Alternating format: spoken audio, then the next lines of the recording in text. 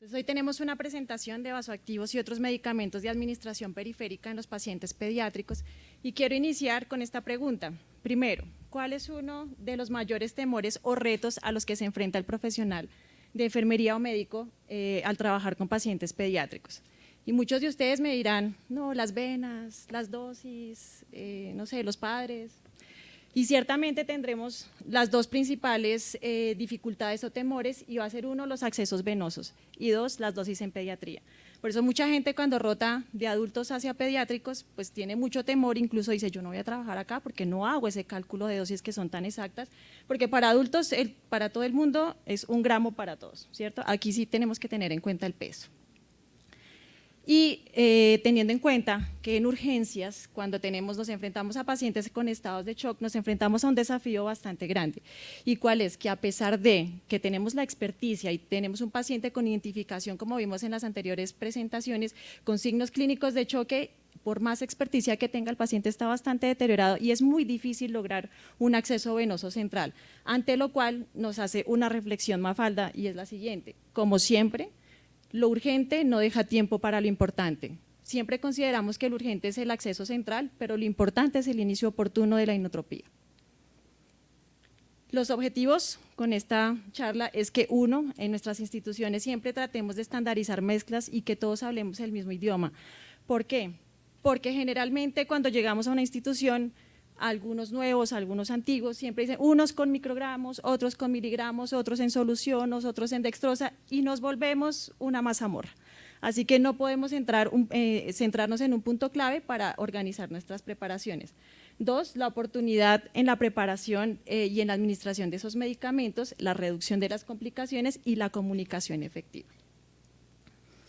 Entonces, como ya bien vimos en las anteriores presentaciones, el shock es un síndrome agudo en donde la sepsis es una de las principales causas de morbimortalidad en el mundo. Teniendo en cuenta también el estudio que vimos anteriormente en The Lancet, nos dimos cuenta que la mortalidad desde 1990 hasta el 2017 nos decía que habían 48.9 millones de muertes de personas, ante las cuales 20.3 millones correspondían solo a sepsis, pero que de ese 20.3 millones, el 2.9% correspondía a pacientes pediátricos menores de 5 años y que 454.000 correspondían a pacientes entre los 5 y los 19 años. Importante porque prácticamente es toda la población que manejamos. Así que nos hace un llamado de alerta también desde los servicios de urgencias, en donde cada hora adicional de shock persistente se asocia con un aumento de 2 veces la mortalidad de nuestros pacientes pediátricos. Aquí nuevamente en este estudio de Lancet nos muestran típicamente que la población que está más en riesgo es nuestra población pediátrica asociada a infecciones. El manejo que tenemos en urgencias del shock pediátrico, pues ya vimos la oxigenación, la colocación de líquidos, pero seguramente si tenemos un shock refractario vamos a necesitar vasoactivos para administrarlos y que esos vasoactivos no se vienen administrando no solo desde ahorita, sino desde principios del siglo XX y que sigue siendo una tradición. Sin embargo, su administración siempre se cree que es por vía central. Y nuevamente quiero hacerles unas preguntas. La primera, ¿se puede administrar medicamentos vasoactivos por vía periférica? Vimos en la anterior conferencia que sí se puede. La segunda pregunta, ¿qué nos dice la evidencia más reciente? ¿Cómo lo podemos administrar? Y la tercera, ¿este miedo está justificado o solo es un mito? Y la cuarta, que si podemos enviar un paciente en estado crítico sin catéter central a la UCI, porque a veces es el temor que decimos, no, ¿cómo no lo van a recibir en la UCI si no tenemos central? Vamos a iniciar una nora, una adrena, qué vergüenza. Entonces hacemos todo lo posible y lo que hacemos es retrasar la oportunidad en la atención. Entonces, frente a esto, en este estudio de la revista de cuidado intensivo en el 2017, de los agentes vasoactivos administrados por vía periférica nos dicen los más comunes administrados. Uno fue noradrenalina, la fenilefrina, vasopresina, epinefrina y dopamina. Y nos cuentan la duración en accesos venosos periféricos, las concentraciones que son importantes, la dosis inicial y la dosis máxima. Todo esto más adelante vamos a ver que todos estos factores se tuvieron en cuenta en un trabajo muy bonito que se hizo en la unidad de cuidado intensivo pediátrico junto con intensivistas, los químicos y enfermería para poder lograr estandarizar estas mezclas. En este estudio de seguridad de administración de vasopresores por vía periférica, nos dicen cuáles serían esos agentes y esos eventos adversos más recurrentes ante la administración de esos vasoactivos. Y lo primero que nos dicen es el tiempo de administración. En los 594 pacientes que se estudiaron nos dicen que el promedio fue de 55.9 horas con un promedio de 24 horas de infusión continua. Sin embargo, nos recomiendan que infusiones mayores a 24 horas generan más riesgo de extravasación, lo que nos da lugar en una ventana de 24 horas, obviamente, para poder insertar un catéter central. Lo ideal es que sea mínimo menos de 24 horas. Segundo, el lugar de la infusión. No es lo mismo que yo tenga un acceso venoso delgado del dorso de la mano, del dorso del pie, a que nos canalicen en la fosa antecubital, donde tenemos venas de más grueso calibre.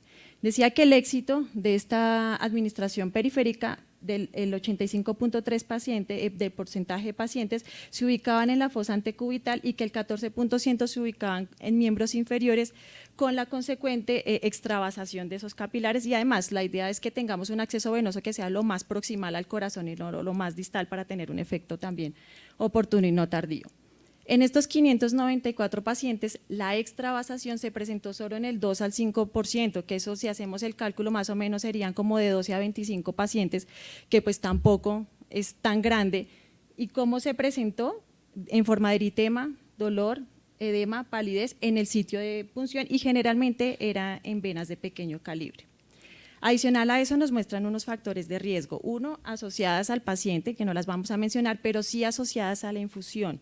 Y asociadas a la infusión nos decía, importante, la duración de la infusión, la concentración de la infusión, la velocidad de infusión y la localización y el catéter que vamos a colocar. En el estudio anterior nos decía que habían infusiones promedio de nora y de adrena de 0.05 a 0.2 microgramos kilogramo minuto. Entonces, desde muchísimo tiempo, de hecho, revisando la bibliografía, aproximadamente desde el 2015 para acá, están mencionando los algoritmos para la atención de paciente en estados de shock, y estos algoritmos, como nos mostraron en la hora de oro, tenemos un tiempo específico para lograr un acceso venoso, no solo para la hidratación, sino también para lograr la administración de los vasoactivos. Y nos dice claramente desde el 2015, dice, comience por la vía periférica endovenosa intraósea, la infusión de inotrópicos, preferentemente la adrenalina en dosis, pero pues esto depende del estado clínico y si es un shock caliente, un shock frío, dependiendo pues de las causas del shock que detecten. También nos muestran en el 2015, incluso nos dicen en este artículo cómo lo debemos preparar. Siempre nos dice, si es una administración periférica, nos van a decir dilúyalo 10 veces más a lo que usted lo va a diluir en la forma central. Nos muestran la adrena, nos muestran la noradrenalina. En el consenso latinoamericano, que hizo partícipe el doctor Fernández, también nos muestran una mnemotecnia para que nosotros en urgencias también tengamos la oportunidad de atender prontamente a nuestros pacientes, y es la mnemotecnia VIP. Nos dice, ventilación, siempre que llegue un paciente con estado crítico, oxigenación, segundo, infusión, hidrátelo lo más pronto posible si es necesario y atienda la bomba, es decir, después de que usted ya vio que si es refractario a los líquidos, inicie la inotropía y los vasoactivos de la manera más oportuna. Y aquí nos señalan, inícielo por vía periférica. Incluso hacen un apartado especial del manejo con vasoactivos y nuevamente nos recalcan, hágalo por vía periférica. Entonces, les voy a mostrar cómo lo hacemos en Fundación Santa Fe y cómo logramos nosotros un trabajo en equipo bien comunado, y se los vamos a socializar y a mostrar con ustedes. Primero hicimos una revisión ardua de la literatura y en nuestras bases de datos con las que contamos, Micromedex, Lexicom, y teniendo en cuenta todos los protocolos de atención de las prácticas seguras de administración de medicamentos, llegamos a un consenso. El primero, que tenemos que hacer una gestión de un capital venoso. Hicimos un árbol para la toma de decisiones de los accesos venosos en pacientes pediátricos. Aquí solo nos vamos a centrar en urgencias. Y en este árbol de decisiones nos dice, lo primero, ¿es una urgencia? Sí, está un paciente en estado de shock. ¿Cuenta con venas visibles? Sí, canalice el acceso venoso, pero si usted se demora más de 5 minutos o tiene más de 4 punciones, váyase de inmediato a una vía intraósea, no pierda tiempo, y si puede, pues un catéter central. Aquí también les muestro, el tiempo es importante, no nos quedemos canalizando que si ya una enfermera canalizó 5 punciones, que venga la otra otros 5, que llamemos a las de la unidad otros 5, hemos perdido tiempo valioso y los resultados en la clínica de los pacientes pues generalmente va a ser mucho más catastrófico si no lo atendemos oportunamente. Aquí les traigo algunos de los estudios que nos dicen cuáles serían las venas más importantes donde deberíamos nosotros actuar en urgencias para canalizar. Y les subrayo la vena basílica, que se encuentra en la fosa antecubital, que es un acceso grande, que es recto y poco tortuoso y que reduce el tiempo de inserción y que generalmente tiene la capa íntima de su vaso, es un poquito más grueso y hace que se reduzcan los procesos de extravasación. Tenemos la vena cefálica, sí, pero es una vena que es mucho más delgada que la basílica y que es un poco más tortuosa. ¿Podemos aquí utilizar catéteres de línea media, que también ahora es el boom para línea media? Sí, la respuesta es sí. Sin embargo, como bien lo saben, el punto donde se aloja los catéteres de línea media generalmente son axilares o subclavios y dificulta a veces la observación de la extravasación. Nos tocaría estar cada tiempo revisando si sí está permeable o no ese acceso venoso.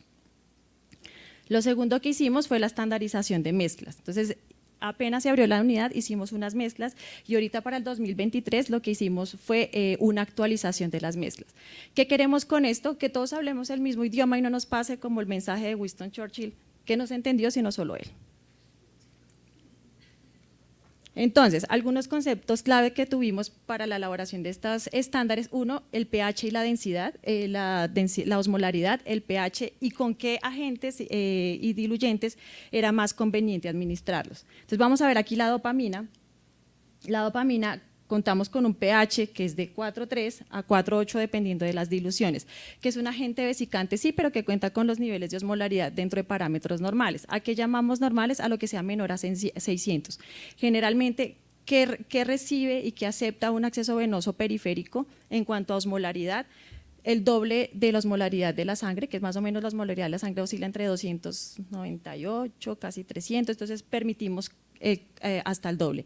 Y en pHs nosotros lo clasificamos y lo semaforizamos entre pHs, ácidos o alcalinos, pero toleramos los que sean mayor a 4 y menor a 9 para que sean ligeramente vesicantes, ¿no? Entonces aquí tenemos una clasificación morada. Pero yo les pregunto, ¿tenemos miedo a la nora, a la adrena, a la dopa, pero ya vieron el pH de la vancomicina? ¿La administramos por vía periférica? Sí. ¿Genera flebitis? Sí. ¿Pero nos preocupa tanto como una dopa? No. Tiene un pH incluso mucho más inferior que una dopamina, tiene un pH de 3,6. Vamos a mirar la fenitoína. Un pH, si lo vamos a ver, de 11,5, demasiado corrosivo con una osmolaridad incluso hasta de 1046. ¿Lo administramos por vía periférica? Sí. ¿Nos da el mismo temor que de administrar como una adrenalina? No. Y les traigo uno que también ustedes generalmente lo administramos muy de manera recurrente y es el omeprazol. Tiene un pH demasiado alcalino, 9,8. Seguramente si se han dado cuenta cuando administramos infusiones continuas de omeprazol o desomeprazol, se nos genera un cordón venoso, un eritema ligero asociado a ese pH y tampoco le ponemos la atención necesaria como si fuera un vasoactivo. Entonces, en nuestras bases de datos, lo que hicimos fue, uno, identificar las concentraciones de infusión habituales, y pongo esto y lo recalco porque generalmente en cuidado intensivo, no sé en urgencias, pero en cuidado intensivo sí somos muy específicos en dar menos aporte hídrico y a cada rato es concéntreme la mezcla, concéntremela, póngamela en 10, en 12, en 15, lo mínimo que usted pueda, pero no nos podemos desfasar de lo que también nos reporta la literatura. Aquí les tengo las concentraciones máximas y mínimas a nivel central de la adrena y de la noradrenalina. Y también tenemos soluciones de compatibilidad. Y nos damos cuenta que en estas soluciones de compatibilidad generalmente siempre hemos administrado las catecolaminas con solución salina, pero ¿qué nos han dicho los estudios últimamente? Que es compatible con dextrosa, con plasmalite, hasta con lactato de Ringer, pero que la solución salina lo que me va a hacer es aumentar esos procesos de oxidación y lo que me va a hacer es que tenga que cambiar más rápido la mezcla de noradrenalina o de adrenalina. Se sugiere, si el paciente lo permite, diluciones con dextrosa al 5%. Entonces, les muestro nuestras tablas que hicimos actualizadas y tienen unos colores que son específicos, porque aquí nos estandarizamos, como nos lo pide la Joint Commission, por colores. El color morado significa medicamentos de alto riesgo, el color naranja significa electrolitos concentrados y el color verde significa medicamentos LASA. Entonces, así como marcamos las tablas, rotulamos también nuestras bombas de infusión. Y vamos a reconocer aquí, por ejemplo, en el primero, la adrenalina, la presentación de la ampolla, que es fotosensible, ¿cierto? La dilución, que puede ser en dextrosa, en agua destilada al 5%, puede ser en plasma light, puede ser en lactato de Ringer, y le pongo el asterisco en solución salina. ¿Se puede diluir? Sí. ¿Cámbiela más seguido? Sí, pero preferiblemente déjela con dextrosa. No sé si también les ha pasado cuando tienen infusiones, por ejemplo, de omeprazol, tiende a oxidarse muy rápido y la infusión en 6 horas ya está rosada. Entonces no estamos haciendo el mismo efecto y por eso los laboratorios nos dicen, si la dejan solución salina, cámbiela cada 6 horas, pero si la dejan dextrosa, cámbiela cada 12 horas. Tenemos las dosis de acuerdo al peso. Esto es para la pediátrica porque no podemos hacer lo mismo para los pacientes neonatales. Con menores de 10 kilos, de 10 a 30 y de 30 kilos, conservando las concentraciones que nos proporciona la literatura con las dosis de rango máximo y mínima y si se necesita en infusión continua, en bolo y por vía periférica. Aquí estas concentraciones, si vieron en la diapositiva anterior, la concentración máxima que podemos tolerar por vía central es de 64 microgramos por mililitro.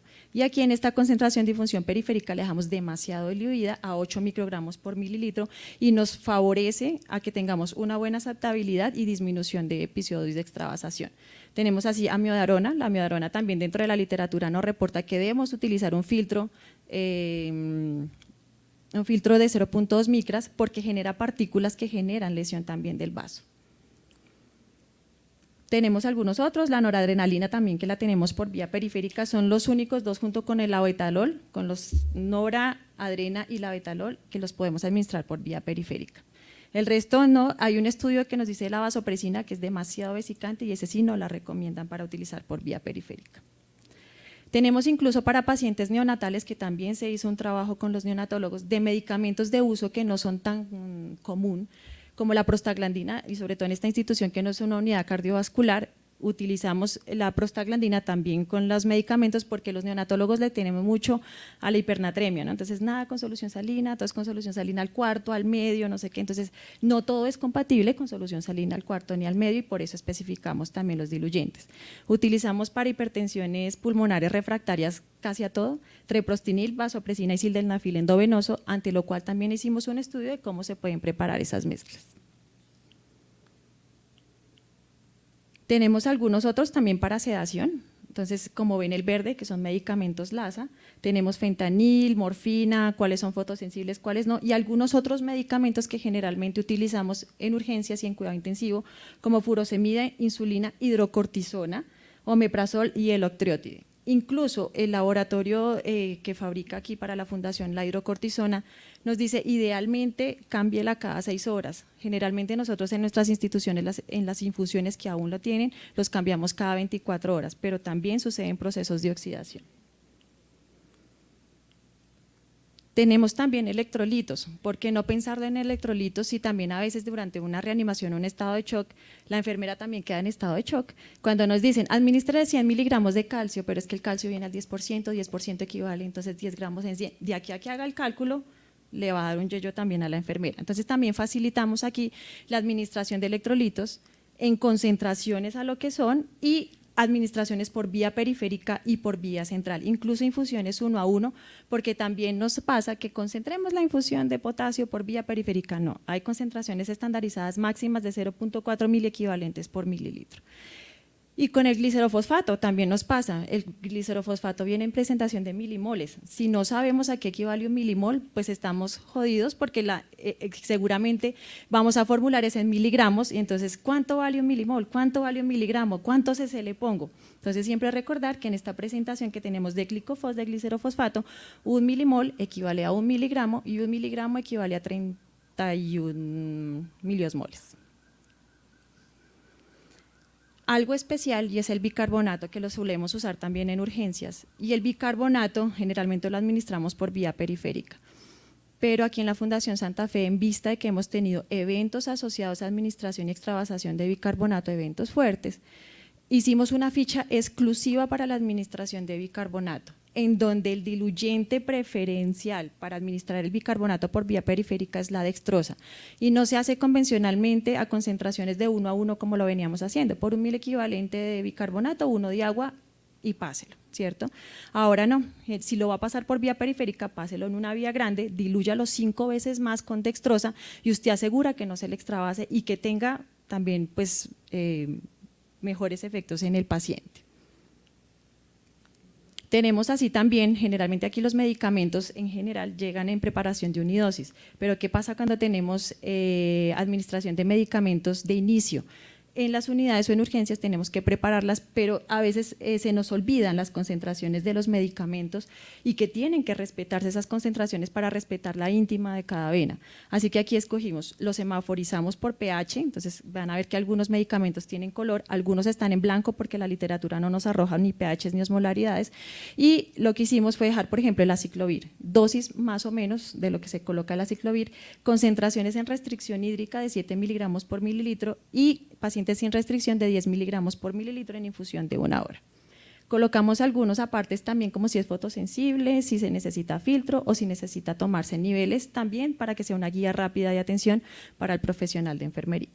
Entonces tenemos por ejemplo la ciprofloxacina que tiene un pH de 9, es fotosensible, hay que tenerlo en cuenta y tiene que administrarse él solito porque es compatible con él nomás. Aquí tenemos algunos otros, la vancomicina que ya vimos el pH. Y tenemos una guía de reanimación para urgencias. Es una guía de reanimación básica que está socializada en todos los servicios, no solo en urgencias, ni en hospitalización, ni en la UCI, sino también en adultos, porque muy seguramente, y alguna vez nos pasó que venían en un traslado y un paciente nos hizo un código azul en la UCI adultos en el ascensor, y los de la UCI adultos quedaron plop. Entonces, ¿cuánto le pongo? ¿Una ampolla? No, pues no, déjanoslo un poquito vivo para que lo podamos seguir reanimando en la unidad. Entonces, esto se socializó y se dejó en los carros de paro de todos los servicios, con las dosis de adenosina, cómo se debe administrar, de adrenalina, incluso tenemos las dosis de cardioversión y desfibrilación y el reconocimiento de las posibles causas de paro cardíaco en pediatría. El otra parte que hicimos fue el manejo de la extravasación, que generalmente y gracias a Dios no nos ha ocurrido, pero sí es importante reconocer qué grado es de extravasación. Y siempre nos recomienda, si usted ve que tiene algún grado de extravasación, ya sea por palidez, por edema, eritema, flictena, dolor o frialdad de la extremidad, no juegue el catéter, simplemente pare la infusión, aspire lo que más pueda, retire el catéter y haga medidas conservadoras. Muchos nos recomiendan hialuronidasa y otros medicamentos, muchas instituciones no contamos con eso, entonces hacemos es más bien manejo conservador. ¿Y qué nos llevamos para la casa? Uno, que inicie vasopresores periféricos temprano en estado de shock, no nos dé miedo. Recuerden siempre que si iniciamos fenitoína y vancomicina, porque no vamos a iniciar noradrenalina y epinefrina, ¿no? Que la administración de vasopresores periféricos no solo es aceptable, sino que ocasionalmente será la mejor opción para nuestros pacientes y que tenemos que tener un protocolo de monitoreo de extravasación. Se recomienda que cada 2 horas estemos visualizando el punto de inserción de ese acceso y que dentro de las próximas 12 horas a su colocación pues ya tengamos una vía central para estar más seguros en su administración. Que debe prestarse atención a la infusión periférica temprana y que se debe estandarizar y socializar las mezclas de concentraciones para todo el hospital y todas pues, las instituciones donde manejemos para que todos hablemos el mismo idioma. Alguna de las frases célebres de nuestra Florence Nightingale dice: la observación indica cómo está el paciente, la reflexión indica qué hay que hacer, la destreza práctica indica cómo hay que hacerlo, la formación y la experiencia son necesarios para saber cómo observar y qué observar, cómo pensar y qué pensar. Muchísimas gracias.